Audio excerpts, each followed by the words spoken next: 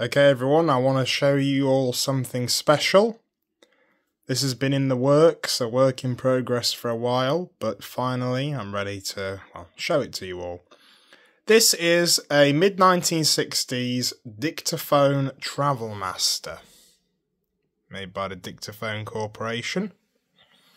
It's a dictation machine, and it records onto these plastic belts called Dictabelts. And they are just sheets of plastic, so flexible. And the way it records is like a vinyl record. There's a cutting head inside that basically embosses grooves like a record into the belt, and a stylus in the top that plays them back. Here are some belts that have recordings on that I've made, and you can see it's exactly like a vinyl record. Now this is the second machine I bought, which is quite handy that I bought too. The first one I bought was quite in worse condition, and it had many faults, but the amplifier was working, so I was in the process of trying to figure out how these work, because there wasn't a lot of info. But anyway, the amplifier ended up dying, and I think I tweaked some bits and made it worse. And I set out for another one, and luckily I found a second one on eBay. And this was the second one I bought, and I basically used two to make one. Now, these machines are designed to be portable, so the idea is that you plug them into the charger, and when you want to use them, you unplug them and you take it with you. They have NiCad batteries, and the batteries are in the mandrels. 6 volts and 6 volts. It's a 12-volt system. The original charger puts out about 24 volts at 25 milliamps, which is not enough to run the machine with a dead set of batteries. All you'll get when you plug that into there and try to run it is a buzzing noise, which is what I couldn't figure out at the time, why it was buzzing. Anyway, because I had two of these machines, and the one that came with this machine, the charger, didn't actually work, so I put together in here a 12 volt 1 amp power supply. And I've marked which one it is there. So I've got an original charger and a 12 volt power supply. And when I plug that into the machine, it will run quite happily.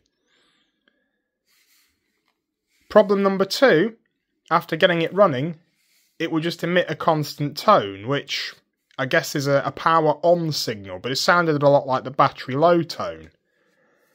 And what I found is that in this microphone, there's a sort of reed switch, if you want to call it. Is it a reed switch? I don't know.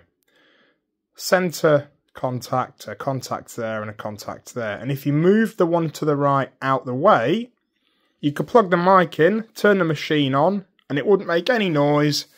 But if it did work on batteries and the batteries were getting low, it would still emit the battery low tone. A personal preference, I've seen the Cassette Master's video, and his machine makes the tone. This one can make the tone if you want it to by moving the contact back, but I've chosen not to have that on here. So here's my collection of Dictabelts, and some of them do record and play, some of them don't. Some of them, they're a bit tight and they just slip off the mandrels. As you can see here, I've tried to make recordings, but this one, it's not right. So it all comes in a leather case. We have a bit of the manual and some cards there. So I'm going to plug in the microphone and switch it on. Notice I have no power connected. We'll just see what it does. Just see what it does.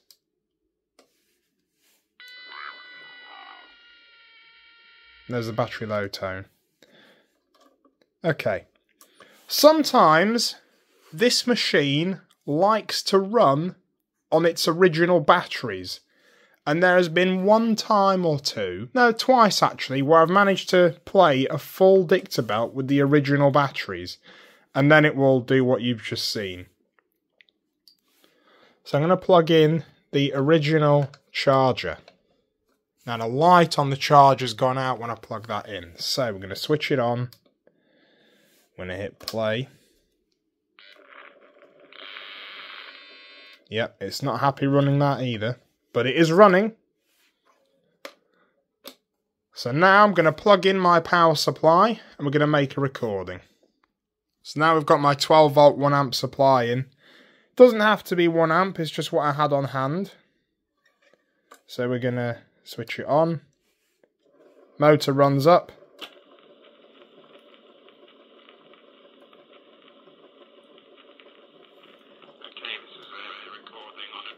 Right, now it's working. And notice, motor off, no noise. Okay, so I'm just going to drop the stylus here. Going to press down for recording. Press the button. Hello, we are recording on the Dictaphone Travel Master using the 12 volt power supply that I've put together.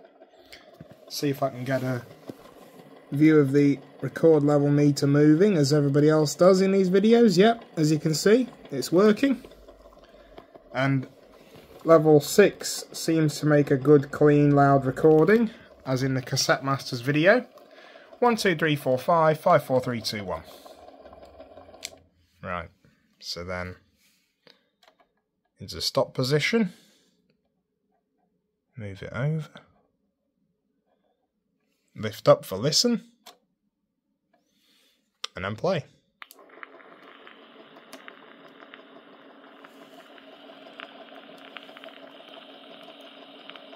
Oh, I've moved it over a bit too much. On the Dictaphone Travel Master using the 12 volt power supply I've put together. See if I can get a view of the record level meter moving as everybody else does in these videos. Yep, as you can see, it's working. And level 6 seems to make a good, clean, loud recording, as in the Cassette Master's video. 1, 2, 3, 4, 5, 5, 4, 3, 2,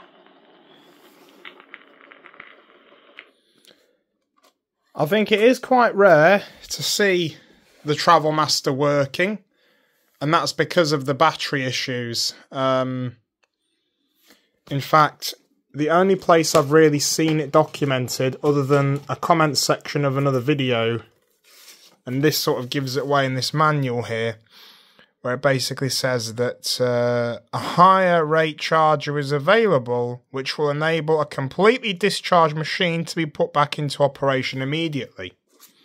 Because that original charger kicks out 25 milliamps, which can't run anything. Or it's either 25 or 250, but I think it says 25 on the bottom of it. So there you go, that's a bit of a showcase and a bit of my knowledge to anyone out there who's restoring one of these machines or wants to get it going. People that, you know, have these and don't know why they just buzz. That's why. If you feed 12 volts at a half decent amperage into the back of them, they will run. So, I'll lock the carriage, switch it off. And that's it. Thank you very much for watching.